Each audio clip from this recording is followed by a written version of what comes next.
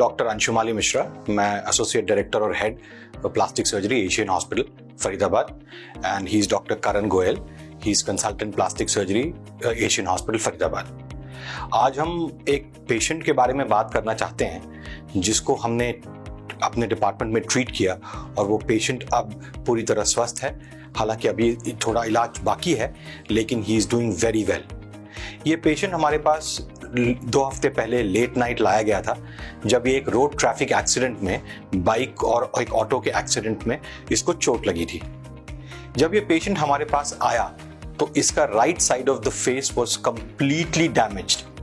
इसकी right I, right side के face के बोन्स, मैंडिबल और नाक के अंदर का पूरा हिस्सा पूरी तरह फट गया था, और जो दिमाग के नीचे, जिसको बेस ऑफ स्कल बोलते हैं, वहां से लगातार इसकी ब्लीडिंग हो रही थी. मुंह के अंदर का पूरा हिस्सा खून से भर गया था. पेशेंट को इंट्यूबेट किया गया इमरजेंसी में, जिसमें हमारी इमरजेंसी टीम ने बहुत ही मदद की. उन्होंने बहुत जल्दी इस खतरे को समझ के पेशेंट को इंट्यूबेट किया, और इंट्यूबेट करके पेशेंट को आईसीयू में शिफ्ट किया गया. आईसीयू टीम ने पेशेंट को स्टेबलाइज किया, और जैसे ही पेशेंट स्टेबलाइज हुआ, हमने पेशेंट को ओटी में लिया. पेशेंट की ब्लीडिंग इतनी ज़्यादा थी कि हमें उसकी सांस को ठीक रखने के लिए सांस का रास्ता गले से बनाना पड़ा. डॉक्टर पराशर की टीम, जो ईएनटी के हेड हैं, उन्होंने ट्रेकियोस्टमी करी, और उसके बाद हमने पेशेंट की पूरी ब्लीडिंग रोकी. रात 2 बजे तक हम लगे रहे. काफ़ी कुछ करने के बाद पेशेंट को हमने वापस आईसीयू में शिफ्ट किया, लेकिन हमें इस बात की उम्मीद कम थी कि पेशेंट ठीक होगा या नहीं. पेशेंट के रिश्तेदारों को बताने के बाद फिर हमने आईसीयू टीम के साथ कोलैबोरेट किया. उन्होंने हमारी काफ़ी मदद की, and then the patient stabilised. एक बार जब पेशेंट स्टेबल हो गया, उसके बाद हमने फिर पेशेंट को वापस थिएटर में लिया.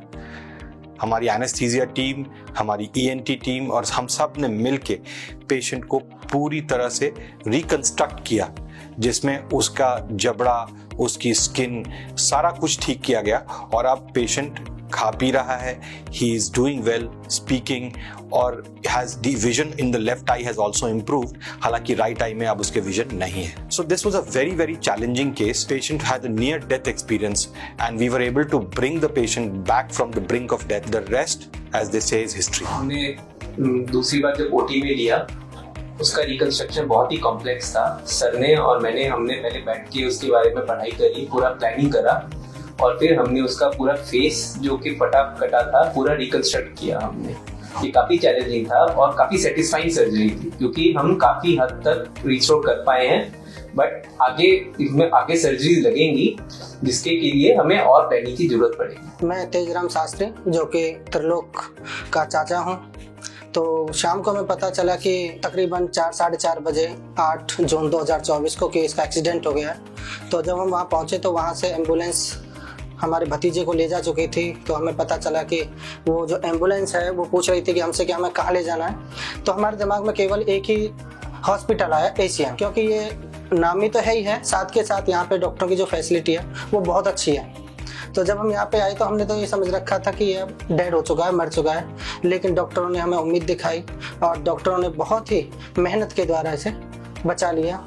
और हम इनके जो ट्रीटमेंट डॉक्टरों के द्वारा जो हुआ है वो बहुत अच्छा हुआ है, और हम बहुत ज़्यादा खुश हैं इस बात से. डॉक्टरों ने मुझे रिपोर्ट दिखाई कि सर वैसे तो स्टेबल है, लेकिन इसकी जो आँख के बारे में बताया कि 99% इसकी आँख ख़त्म है. लेकिन बाद में डॉक्टरों ने मेहनत की और देखने लगा अभी भी, और हमें उम्मीद नहीं थी इसके बचने की, जो कि डॉक्टरों ने अपने इलाज के द्वारा से बचाया. इसकी जो तबीयत ठीक है और देख भी रहा है, बोल भी रहा है.